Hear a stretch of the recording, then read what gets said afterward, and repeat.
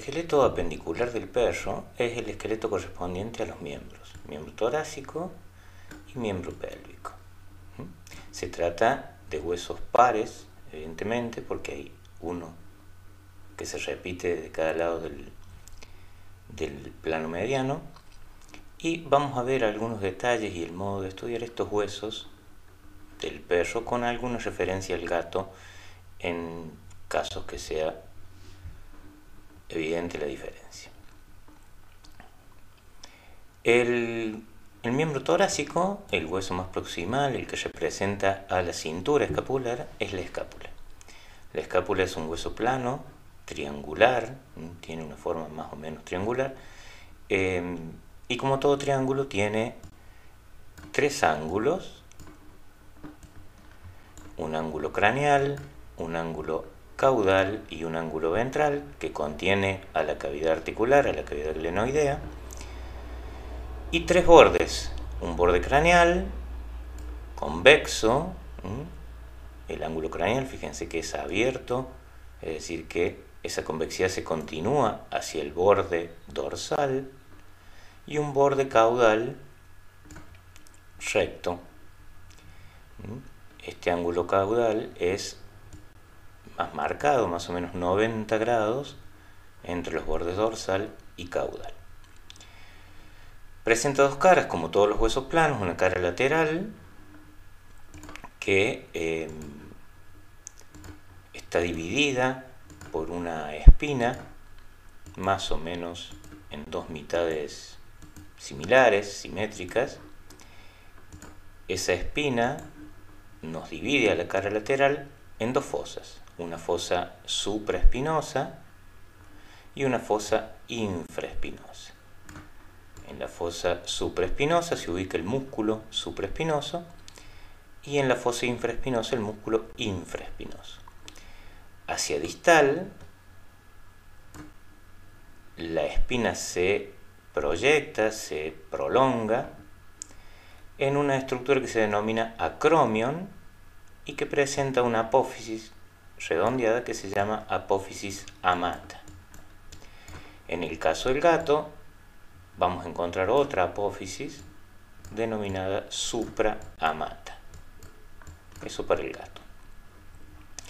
La cara costal, es decir, la cara medial, presenta un área rugosa dorsal que se denomina cara serrata para la inserción del músculo serrato ventral, y una fosa subescapular lisa donde se apoya el músculo subescapular.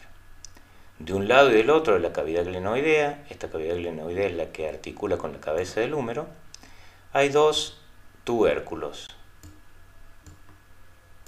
el supraglenoideo y el infraglenoideo. El supraglenoideo para el origen del músculo bíceps braquial, el infraglenoideo el origen del tríceps. A medial del supraglenoideo, una pequeña apófisis denominada apófisis coracoides, donde se origina el músculo coracobraquial. El húmero presenta cuatro caras: craneal, caudal, medial y lateral.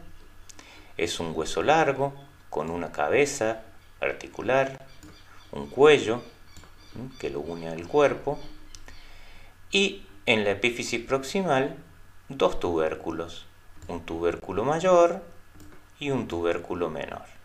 Entre los dos un surco que se denomina surco intertubercular porque está entre los tubérculos, por donde pasa el tendón de origen del bíceps braquial. En el cuerpo encontramos hacia lateral una tuberosidad deltoidea, donde se va a insertar el músculo deltoides, que se prolonga distalmente por una cresta que se llama cresta humeral. Esa cresta, junto a esta, que es la cresta supracondilar, desde el epicóndilo lateral, forman un surco, que es el surco para el músculo braquial. Surco del músculo braquial. El músculo braquial y el bíceps braquial que tenemos aquí por craneal son flexores del codo, flexores de la articulación del codo. En la epífisis distal vamos a encontrar el cóndilo, que está formado por la tróclea, que es esta parte articular, la fosa radial y por caudal la fosa del olecrano. Estas dos fosas, radial y del olecrano, se comunican por este agujero que se llama agujero supratroclear. Esto para el perro. En el caso del gato, este agujero supratroclear no existe y vamos a encontrar además un agujero supracondilar proximal del cóndilo medial. También, como una diferencia en el gato, hacia medial de la fosa radial hay otra fosa que se llama fosa coronoides, donde se apoya la apófisis coronoides de la ulna en la flexión del codo. Y aquí en el perro no se ve muy bien, pero en el gato está mucho más marcado, una cabecita o capitulum del húmero. El radio y la ulna son dos huesos que se ubican en paralelo. El radio es el hueso más robusto de los dos, mientras que la ulna aparenta más delgada, sobre todo a distal. Son huesos que van a formar la base ósea del antebrazo.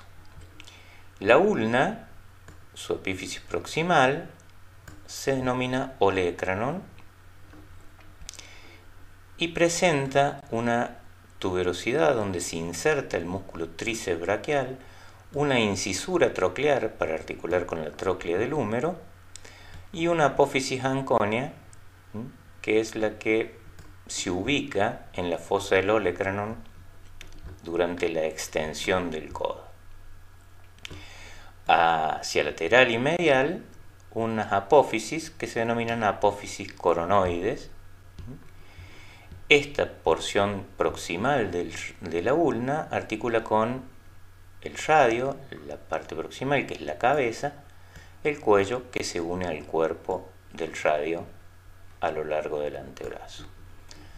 Por distal, tanto radio y ulna presentan un área para la articulación con el carpo, una superficie de articulación con el carpo que estaría limitada por dos apófisis estiloides, una del radio y la otra de la ulna.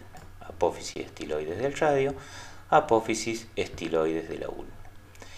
Aparece un espacio, o queda un espacio entre el radio y la ulna, que va a ser cubierto por un músculo que se llama pronador cuadrado.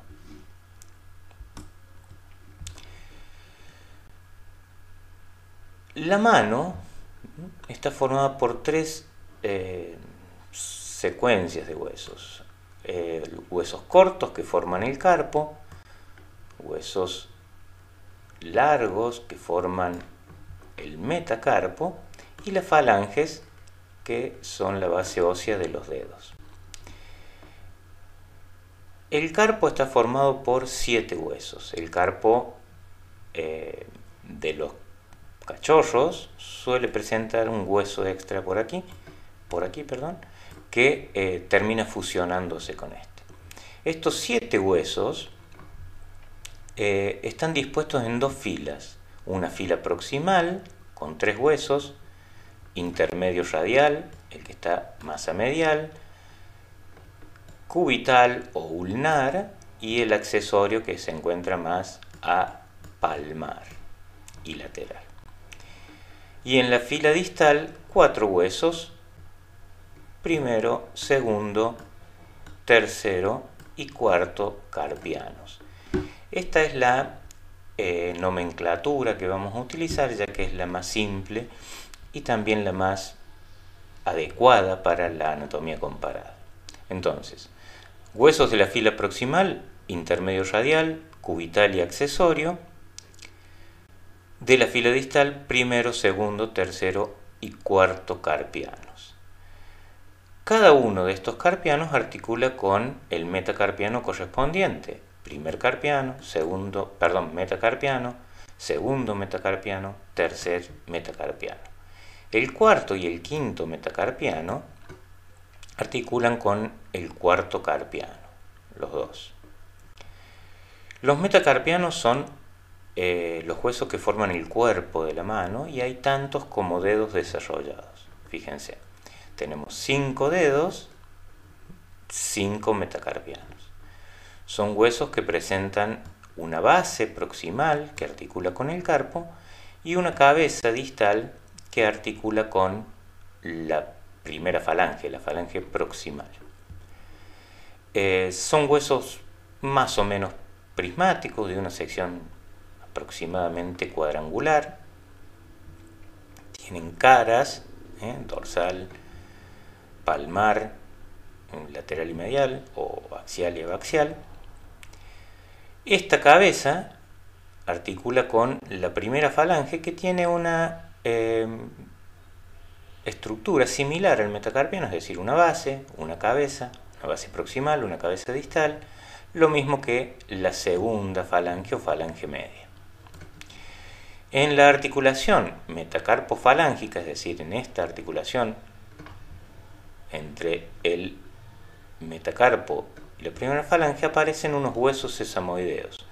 2 sesamoideos proximales que están en la cara palmar y un sesamoideo dorsal que está justamente por la cara dorsal.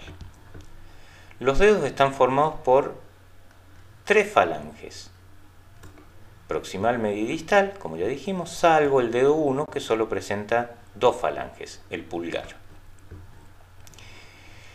En cuanto a la falange distal, tiene algunas características diferentes a los demás. Es el hueso donde va a sentar la uña, por lo tanto también se llama hueso unguicular, por esa característica. Presenta un tubérculo flexor para el flexor digital profundo, un surco unguicular, es decir, un surco donde va la base de la garra de la uña, y un proceso o apófisis unguicular donde asenta el cuerpo de la uña. Acá podemos ver el surco y el proceso o apófisis. En el caso del miembro pélvico, la cintura pélvica está representada, su base ósea, por el hueso coxal. El hueso coxal es un hueso compuesto por otros 3 huesos. El más craneal y dorsal, que se denomina ilion, que presenta un cuerpo y un ala. El pubis, masa ventral y craneal, y el isquion, caudal y ventral. En cuanto a las características o a los accidentes que podemos reconocer acá, vamos a ver que el ala del ilion, esta parte del ilion, se dispone más o menos de forma sagital, siguiendo la línea sagital del animal, ¿sí? Entonces, vamos a tener una tuberosidad sacra ubicada dorsal y una tuberosidad coxal ubicada más ventralmente. En la tuberosidad sacra encontramos una espina que se llama espina cráneo-dorsal, espina ilíaca cráneo-dorsal. En la tuberosidad coxal, una espina ilíaca cráneo-ventral. Y en el cuerpo del ilion, una espina ilíaca caudo-ventral. ¿Sí? Esta espina ilíaca, la caudo-ventral, tiene relación con el origen del recto femoral, que es un músculo que forma parte del cuádriceps. Una superficie glútea para los músculos glúteos.